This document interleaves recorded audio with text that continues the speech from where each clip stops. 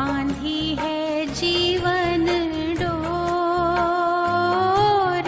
बांधी है जीवन डोर।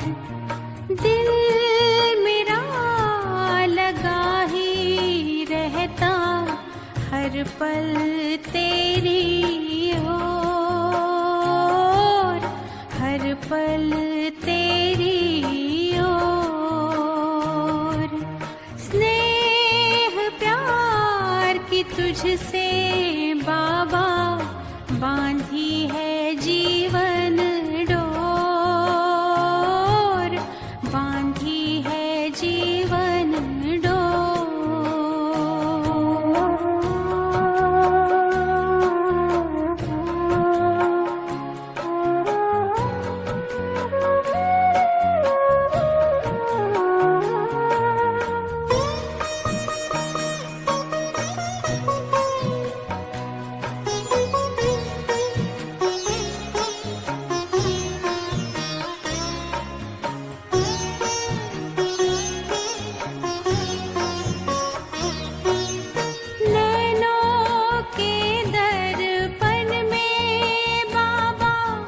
तुझको सदा ही देखूं,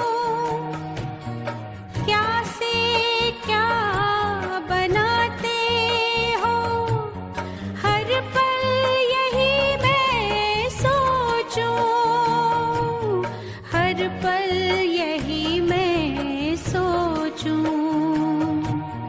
मन आंगन में अब तो बाबा, मन आंगन में अब तो बाबा, खुशियों के नाचे मोर, खुशियों के नाचे मोर। स्नेह प्यार की तुझसे बाबा बांधी है जीवन डोर, बांधी है जीवन डोर।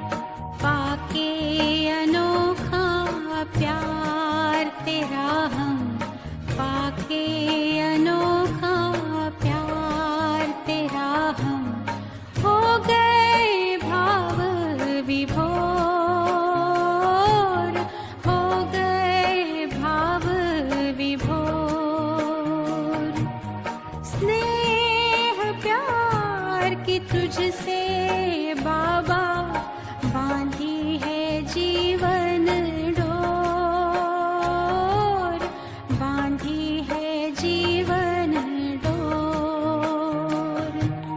दिल मेरा लगा ही रहता हर पल तेरी ओर, हर पल तेरी ओर।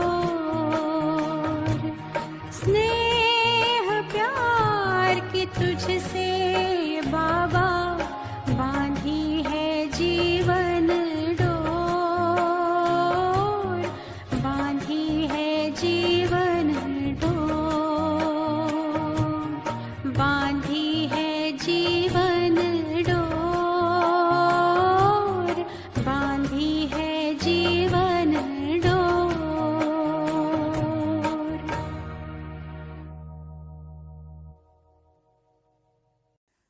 ओम शांति। बाबा कहते बच्चे, ये पाठशाला है जहाँ तुम सब बच्चे बैठकर सत्संग करते हो, और इस सत्संग को कराने वाला है ही सत्य परमात्मा। परमात्मा का संग हमें तारने वाला है। हम इस भव सागर में बह रहे हैं और रास्ता नहीं मिल रहा है, तो परमात्मा आकर के हमें रास्ता दिखाकर अपने साथ ले जाते हैं। 14 तारीख की वाणी है। मीठे बच्चे, तुम अभी सच्ची सच्ची पाठशाला में बैठे हो। यह सत्संग भी है। यहाँ तुम्हें सत्य बाप का संग मिला है, जो पार लगा देता है। प्रश्न है, हिसाब किताब के खेल में मनुष्यों की समझ और तुम्हारी समझ में कौन सा अंतर है?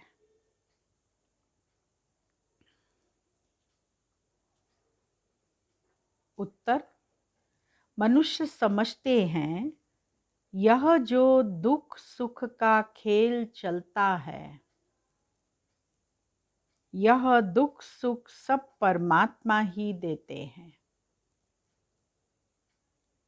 और तुम बच्चे समझते हो कि यह हरेक के कर्मों के हिसाब का खेल है। बाप किसी को भी दुख नहीं देते, वह तो आते ही हैं सुख का रास्ता बताने। बाबा कहते हैं, बच्चे, मैंने किसी को भी दुखी नहीं किया है। यह तो तुम्हारे ही कर्मों का फल है। गीत बजा है, इस पाप की दुनिया से कहीं दूर हमें ले चल। ओम शांति। मीठे मीठे रूहानी बच्चों ने गीत सुना। किसको पुकारते हैं? बाप को। बाबा आकर इस पाप की कलयुगी दुनिया से सतयुगी पुण्य की दुनिया में ले चलो। अभी जीव आत्माएं सब कलयुगी हैं, उन्हों की बुद्धि ऊपर जाती है।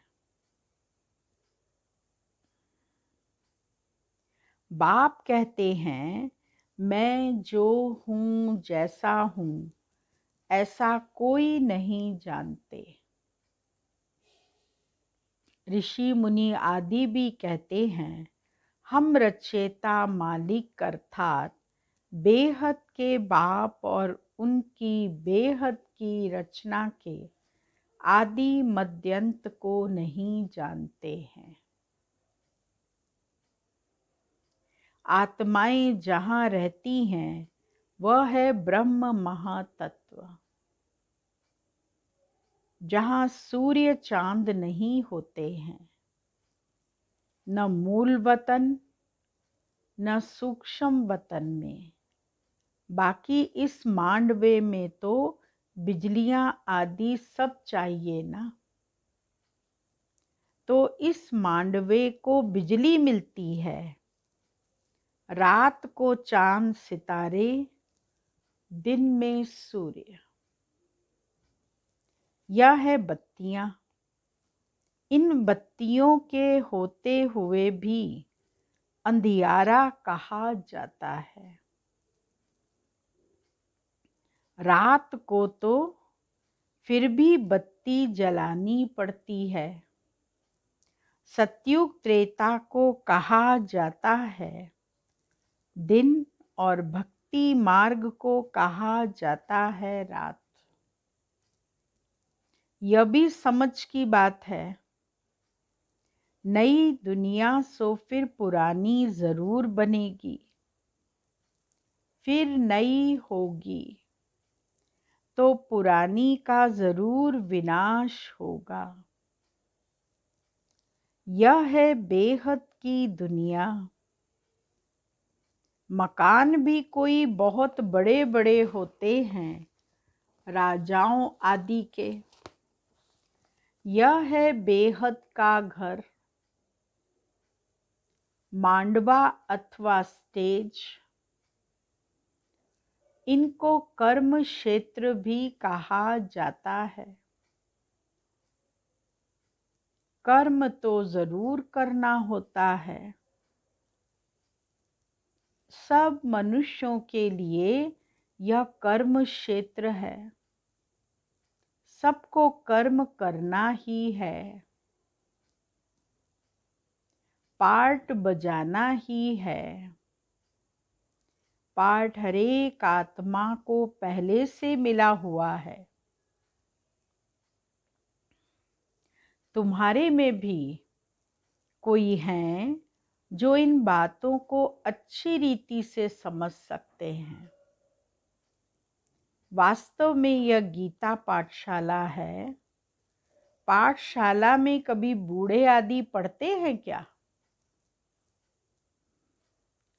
यहाँ तो बूढ़े जवान आदि सब इकट्ठे पढ़ते हैं।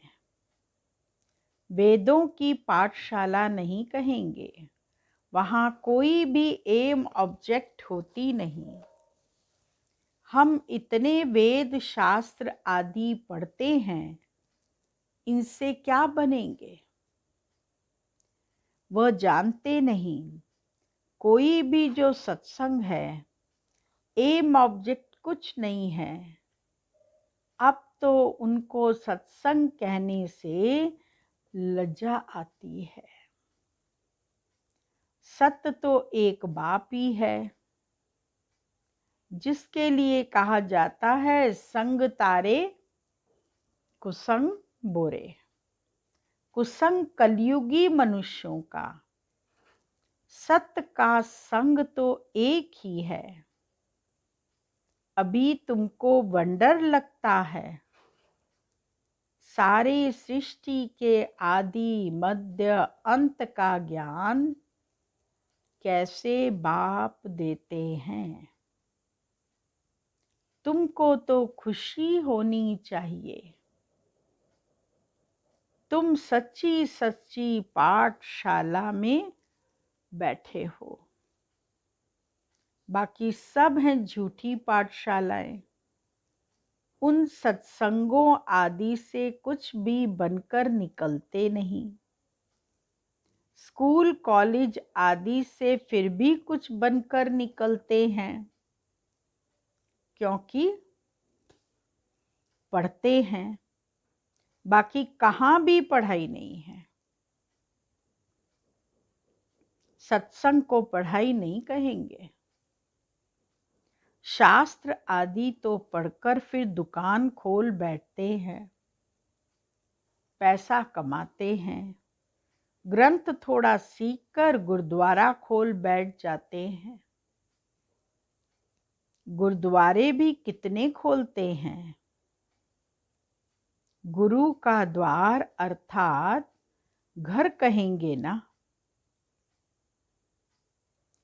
फाटक खुलता है, वहां जाकर शास्त्र आदि पढ़ते हैं। तुम्हारा गुरुद्वारा है, मुक्ति और जीवन मुक्ति धाम। सतगुरु द्वारा, सतगुरु का नाम क्या है? अकाल मूरत। सतगुरु को अकाल मूरत कहते हैं। वह आकर मुक्ति जीवन मुक्ति का द्वार खोलते हैं। अकाल मूरत है ना, जिसको काल भी खा नहीं सकता। आत्मा है ही बिंदी, उनको काल कैसे खाएगा? वह आत्मा तो शरीर छोड़कर भाग जाती है। मनुष्य समझते थोड़ी हैं कि एक पुराना शरीर छोड़ फिर जाए दूसरा लेगी। फिर इसमें रोने की क्या दरकार है? यह तुम समझते हो, ड्रामा अनादि बना हुआ है। हर एक की पार्ट अपनी अपनी है। बाप ने समझाया है। सतयुग में है नष्टो मोहा, मोह जीत की भी कहानी है ना। पंडित लोग सुनाते हैं, माताएं भी सुन सुनकर फिर ग्रंथ रख बैठ जाती हैं सुनाने के लिए। बहुत मनुष्य जाकर सुनते हैं। उनको कहा जाता है कनरस। ड्रामा प्लान अनुसार मनुष्य तो कहेंगे हमारा दोष क्या है? बाप कहते हैं तुम हमको बुलाते हो कि दुख की दुनिया से ले जाओ। अब मैं आया हूं तो मेरा सुनना चाहिए ना। बाप बच्चों को बैठ समझाते हैं। अच्छी मत मिलती है तो वह लेनी चाहिए ना। तुम्हारा भी कोई दोष नहीं है। यह भी ड्रामा था। राम राज्य रावण राज्य का खेल बना हुआ है। खेल में कोई हार जाते हैं तो उनका दोष थोड़ी है। जीत और हार होती है, इसमें लड़ाई की बात नहीं। तुमको बादशाही थी, यह भी आगे तुमको मालूम नहीं था। अभी तुम समझते हो जो सर्विसेबल हैं, जिसका नाम बाला है। दिल्ली में सबसे नामी ग्रामी समझाने वाला कौन है? तो झट नाम लेंगे जगदीश का। तुम्हारे लिए मैगजीन भी निकालते हैं, उसमें सब कुछ आ जाता है। अनेक प्रकार की पॉइंट्स लिखते हैं। ब्रजमोहन भी लिखते हैं। लिखना कोई मासी का घर थोड़ी है। जरूर विचार सागर मंथन करते हैं, अच्छी सर्विस करते हैं। कितने लोग पढ़कर खुश होते हैं। बच्चों को भी रिफ्रेशमेंट मिलती है। कोई कोई प्रदर्शनी में बहुत माथा मारते हैं, कोई कोई कर्म बंधन में फंसे हुए हैं, इसीलिए इतना उठा नहीं सकते हैं। यह भी कहेंगे ड्रामा। अबलाओं पर भी अत्याचार होने का ड्रामा में पार्ट है। ऐसा पार्ट क्यों बजाया? यह प्रश्न ही नहीं उठता। यह तो अनादि बना बनाया ड्रामा है। उनको कुछ कर थोड़े ही सकते हैं। कोई कहते हैं हमने गुनाह क्या किया जो ऐसा पार्ट रखा। अब गुनाह की तो बात नहीं, यह तो पार्ट है। अबलाएं कोई तो निमित्त बनेंगी जिन पर सितम होंगे। ऐसे तो फिर सब कहेंगे हमको यह पार्ट क्यों। नहीं, यह बना बनाया ड्रामा है। पुरुषों पर ही अत्याचार होते हैं। इन बातों में सहनशीलता कितनी रखनी पड़ती है। बहुत सहनशीलता चाहिए। माया के विघ्न तो बहुत पड़ेंगे। विश्व की बादशाही लेते हो तो कुछ मेहनत करनी पड़े। ड्रामा में आपदाएं, खिटपिट आदि कितनी है। अबलाओं पर अत्याचार लिखा हुआ है। रक्त की नदियां भी बहेंगी। कहाँ भी सेफ्टी नहीं रहेगी। अभी तो सुबह को क्लास आदि में जाते हो सेंटर पर, वह भी समय आएगा जो तुम बाहर निकल भी नहीं सकेंगे। दिन प्रतिदिन जमाना बिगड़ता जाता है और बिगड़ना है। दुख के दिन बहुत जोर से आएंगे। बीमारी आदि में दुख होता है तो फिर भगवान को याद करते पुकारते हैं। अभी तुमको मालूम है बाकी थोड़े दिन हैं। फिर हम अपने शांति धाम सुख धाम जरूर जाएंगे। दुनिया को तो यह पता नहीं है। अभी तुम बच्चे फील करते हो ना। अभी बाप को पूरी रीति जान गए हैं। वह सब तो समझते हैं परमात्मा लिंग है। शिवलिंग की पूजा भी करते हैं। तुम शिव के मंदिर में जाते थे, कभी यह ख्याल किया कि शिवलिंग क्या चीज है। जरूर यह जड़ है तो चैतन्य भी होगा। यह तब क्या है। भगवान तो रचता है ऊपर में, उनकी निशानी है सिर्फ पूजा के लिए। शिवलिंग है, जड़ मूर्ति है तो चेतन में भी होगा। बाबा कहते उसका परिचय भी होना चाहिए तुम बच्चों को कि शिव माना कल्याणकारी ज्योति बिंदु, वो परमात्मा पिता का ये शिवलिंग आकार है और वो चैतन्य है, मन बुद्धि चित्त संस्कारों सहित है, सर्व आत्माओं का पिता है। तो इसीलिए उस पिता को निरंतर याद करते रहना है। जरूर यह जड़ है तो चेतन भी होगा। यह तब क्या। भगवान तो रचता है ऊपर में, उनकी निशानी है सिर्फ पूजा के लिए। पूज्य होंगे तो फिर यह चीज नहीं होगी। शिव काशी के मंदिर में जाते हैं, किसको पता थोड़ी ये भगवान निराकार है। हम भी उनके बच्चे हैं, बाप के बच्चे होकर फिर हम दुखी क्यों हैं। विचार करने की बात है ना। आत्मा कहती है हम परमात्मा की संतान हैं, फिर हम दुखी क्यों हैं।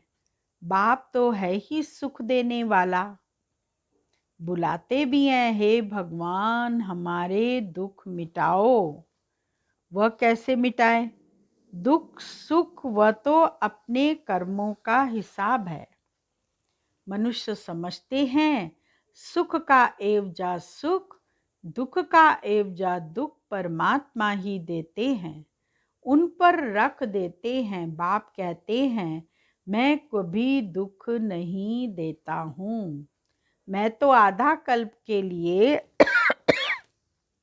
सुख देकर जाता हूँ। यह फिर सुख और दुख का खेल है। सिर्फ सुख का ही खेल होता फिर तो यह भक्ति आदि कुछ न हो। भगवान से मिलने के लिए ही यह भक्ति आदि सब करते हैं ना। हमें परमात्मा मिल जाए, मुक्ति जीवन मुक्ति मिल जाए, हमारी गति सद्गति हो जाए, इसीलिए परमात्मा को याद करते हैं, उसका भजन कीर्तन करते हैं और उससे साक्षात्कार करना चाहते हैं। अब बाप बैठ सारा समाचार सुनाते हैं।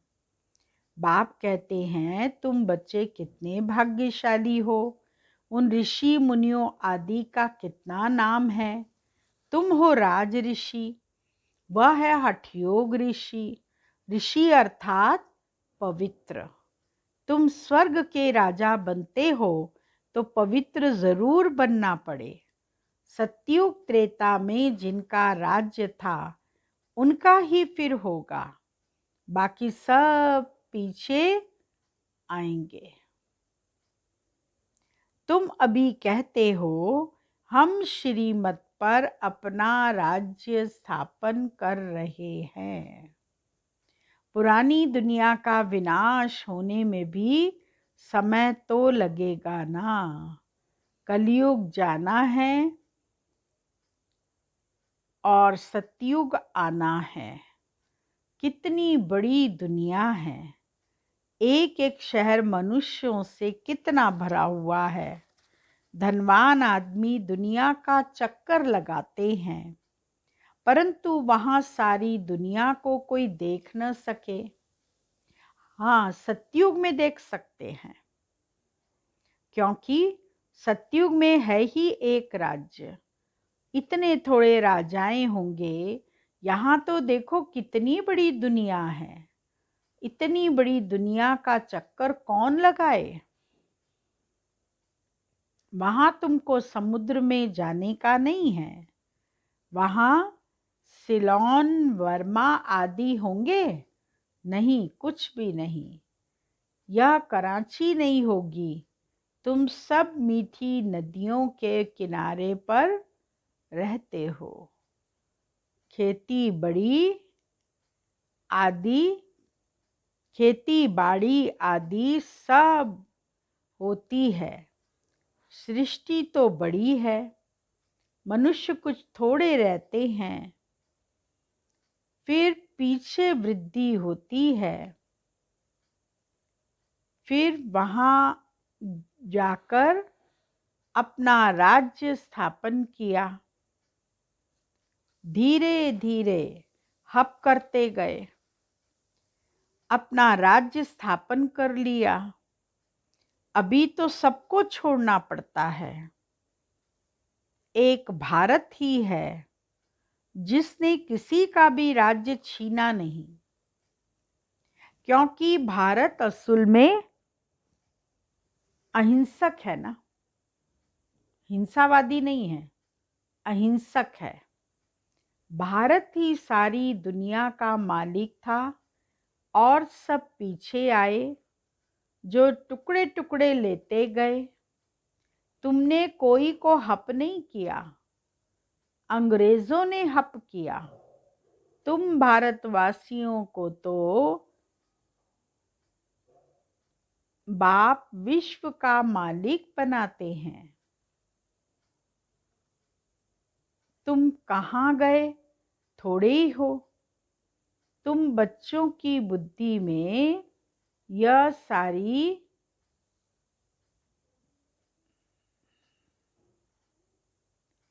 तुम भारतवासियों को तो बाप विश्व का मालिक बनाते हैं। तुम कहाँ गए? थोड़े ही हो। तुम बच्चों की बुद्धि में यह सारी बातें हैं। बूढ़ी माताएं तो इतना सब समझ न सकें। बाप कहते हैं अच्छा है जो तुम कुछ भी पढ़ी नहीं हो, पढ़ा हुआ सब बुद्धि से निकालना पड़ता है। एक बात सिर्फ धारण करनी है, मीठे बच्चे बाप को याद करो। तुम कहते भी थे ना बाबा आप आएंगे तो हम क्या होंगे, आप पर वारी जाएंगे, कुर्बान जाएंगे। तुम्हें फिर हमारे पर कुर्बान जाना है। लेन देन होती है ना, शादी के टाइम स्त्री पुरुष एक दो के हाथ में नमक देते हैं। बाप को भी कहते हैं हम पुराना सब कुछ आपको देते हैं। मरना तो है, यह सब खत्म होना है। आप हमको फिर नई दुनिया में देना। बाबा आते ही हैं सबको ले जाने। काल है ना, सिंध में कहते थे यह कौन सा काल है जो सबको भगाकर ले जाते हैं। तुम बच्चे तो खुश होते हो, बाप पढ़ाते आते ही हैं ले जाने। हम तो खुशी से अपने घर जाएंगे, सहन भी करना पड़ता है। अच्छे अच्छे बड़े बड़े घर की माताएं मारे खाती हैं। तुम सच्ची कमाई करते हो, मनुष्य थोड़े ही जानते हैं। यह है ही कलयुगी शूद्र संप्रदाय। तुम हो संगम युगी पुरुषोत्तम बन रहे हो। जानते हो पहले नंबर में पुरुषोत्तम यह लक्ष्मी नारायण है ना, फिर डिग्री कम होती जाएगी, ऊपर से नीचे आते रहेंगे, फिर आहिस्ता आहिस्ता गिरते रहेंगे। इस समय सब गिर चुके हैं। झाड़ पुराना हो चुका है, तना सड़ गया है। अब फिर स्थापना होती है, फाउंडेशन लगता है ना। कलम कितना छोटा होता है, फिर उनमें कितना बड़ा झाड़ बढ़ जाता है। यह भी झाड़ है।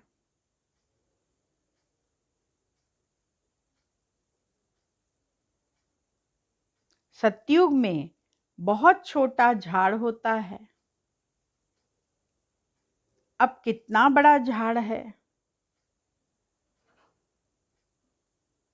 वैरायटी फूल कितने हैं मनुष्य सृष्टि के, एक ही झाड़ में कितनी वैरायटी है। अनेक वैरायटी धर्मों का झाड़ है मनुष्यों का। एक सूरत न मिले दूसरे से। वृक्षों के अंदर ऐसे वृक्ष भी देखने में आए हैं जिनके एक भी पत्ता दूसरे पत्ते से नहीं मिलता। तो ऐसे ही बाबा कहते आत्माएं, अनेक आत्माएं हैं, भले शेप वो होगी परंतु एक का भी स्वभाव संस्कार, एक का भी रूप दूसरे से नहीं मिलता है। एक सूरत न मिले दूसरे से। बना बनाया ड्रामा है ना, एक जैसा पार्ट कोई का हो नहीं सकता। इनको कहा जाता है कुदरती बना बनाया बेहद का ड्रामा। इसमें भी बनावट बहुत है। जो चीज़ रियल होती है वो ख़त्म भी होती है, फिर 5000 वर्ष के बाद रियलिटी में आएंगे। चित्र आदि भी कोई रियल बने हुए थोड़े ही हैं। ब्रह्मा की भी शक्ल फिर 5000 वर्ष बाद तुम देखेंगे। इस ड्रामा के राज को समझने में बुद्धि बड़ी विशाल चाहिए। और कुछ न समझो, सिर्फ एक बात बुद्धि में रखो, एक शिव बाबा, दूसरा ना कोई। यह आत्मा ने कहा, बाबा हम आपको ही याद करेंगे। यह तो सहज है ना। हाथों से कर्म करते रहो और बुद्धि से बाप की याद करते रहो। अच्छा, ओम शांति। मीठे मीठे सिकिलदे बच्चों प्रति मात पिता बाप दादा का याद प्यार। Good morning. रूहानी बाप की रूहानी बच्चों को नमस्ते और रूहानी बच्चों की रूहानी बाबा को याद प्यार। गुड मॉर्निंग, नमस्ते। मुख्य सार है पहला पॉइंट, सहनशीलता का गुण धारण कर माया के विघ्नों में पास होना है।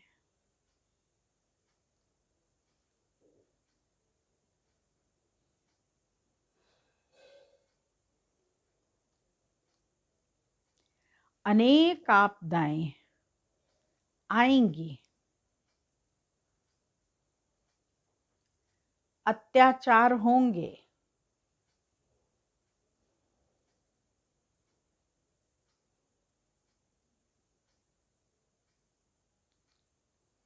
ऐसे समय पर सहन करते बाप की याद में रहना है, सच्ची कमाई करनी है।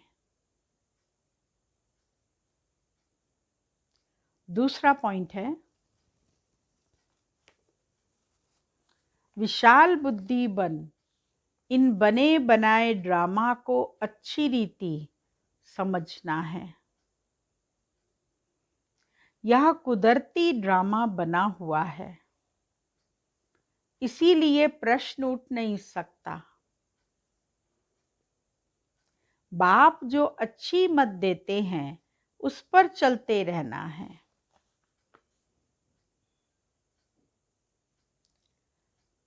वरदान है,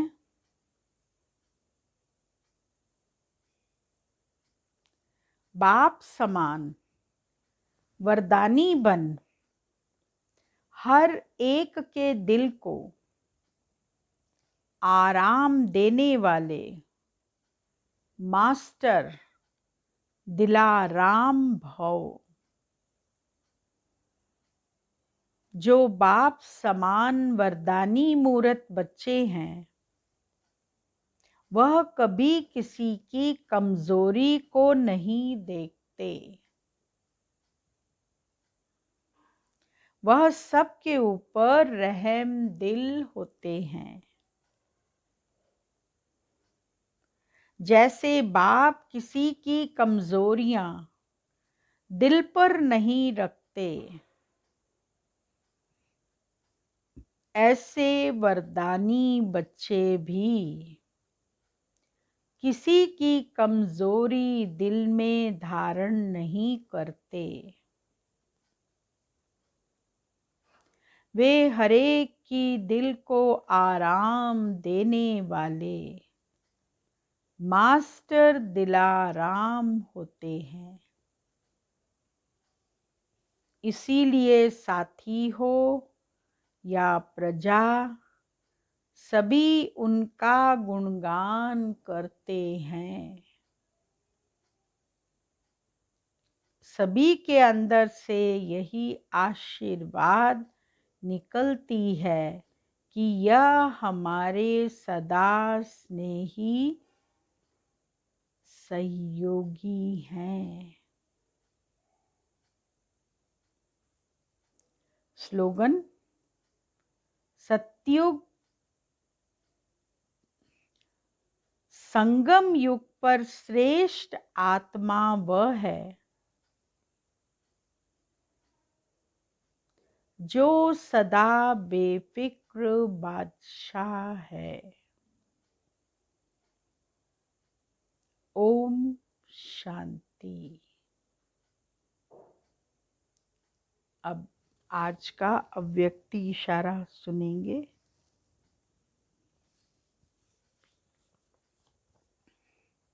वर्तमान समय ब्राह्मण आत्माओं को दिव्यता का अनुभव करना है। देवता तो भविष्य में बनेंगे, अभी दिव्यता स्वरूप होना है। दिव्यता स्वरूप अर्थात फरिश्ता। यह दिव्यता की शक्ति साधारणता को समाप्त कर देती है। हर कर्म में जितनी दिव्यता की शक्ति लाएंगे, उतना ही सबके मन से, मुख से स्वतः ही यह बोल निकलेंगे कि यह दिव्य दर्शनीय मूर्त है।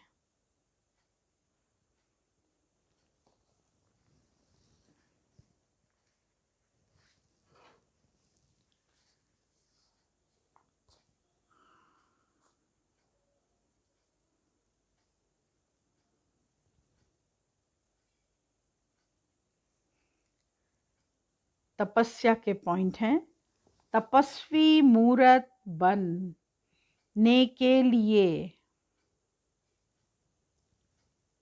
बाप और पढ़ाई दोनों से समान प्यार हो।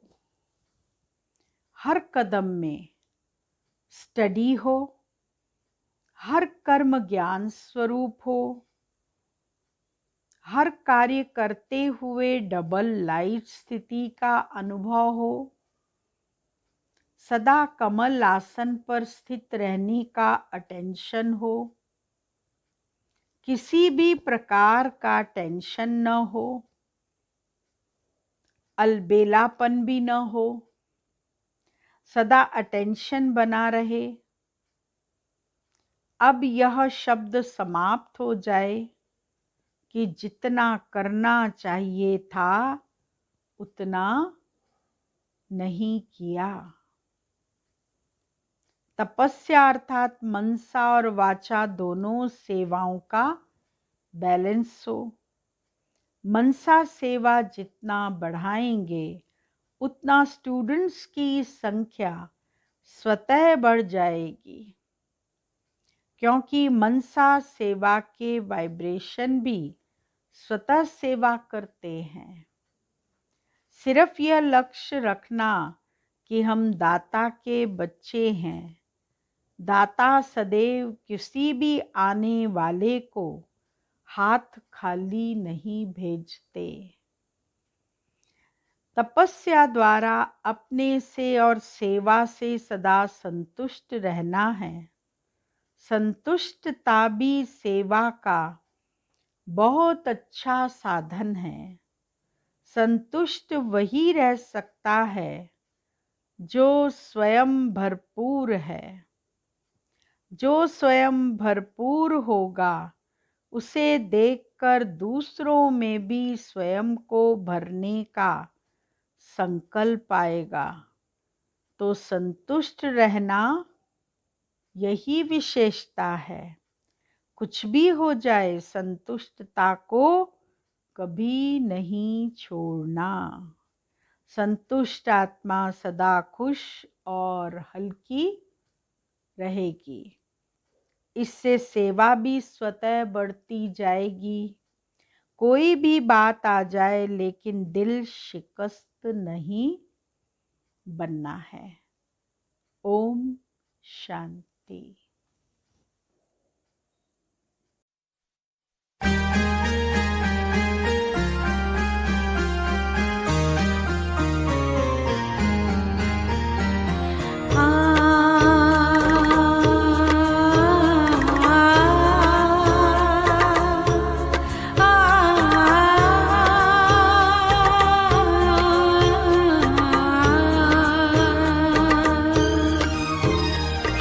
कौन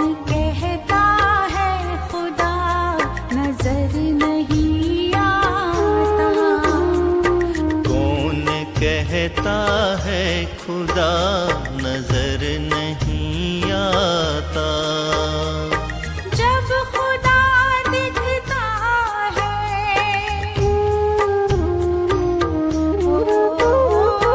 जब खुदा दिखता है, कोई और नहीं दिखता। कौन कहता है खुदा नजर नहीं आता। कौन कहता है खुदा नजर नहीं आता।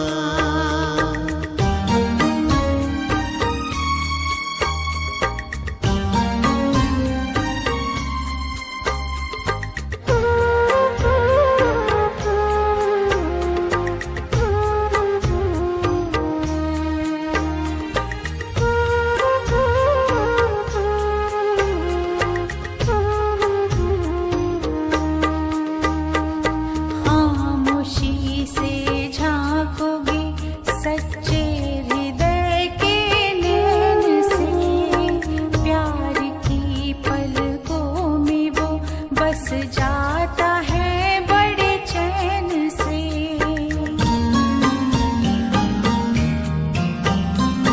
खामोशी से झांकोगे सच्चे हृदय के नैन से, प्यार की पलकों में वो बस जाता है बड़े चैन से। मोती बन करके कभी हो, मोती बन करके कभी मुस्कान बन के बहता। कौन कहता है खुदा नजर नहीं आता।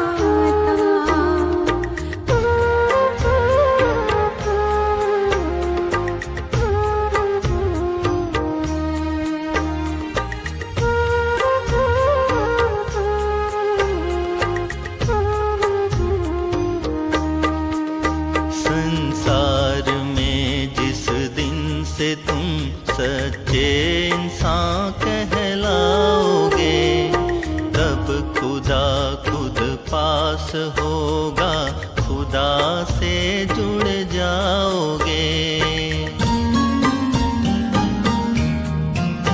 संसार में जिस दिन से तुम सच्चे इंसान कहलाओगे, तब खुदा खुद पास होगा, खुदा से जुड़ जाओगे। सौंप दो सब उसको सबका, सौंप दो सब उसको सबका, ख्याल जो रखता। कौन कहता है खुदा नजर नहीं आता।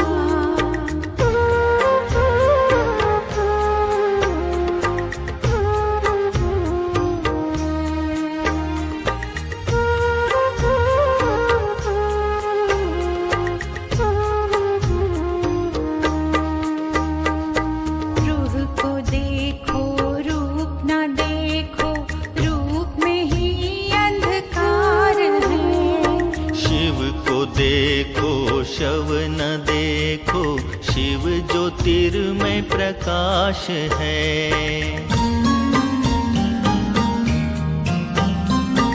रूह को देखो रूप न देखो, रूप में ही अंधकार है। शिव को देखो शव ना देखो, शिव ज्योतिर्मय प्रकाश है। जैसी नजर वैसे नजारे, जैसी नजर वैसे नजारे देखने को मिलता। कौन कहता है खुदा नजर नहीं आता। कौन कहता है खुदा नजर नहीं आता।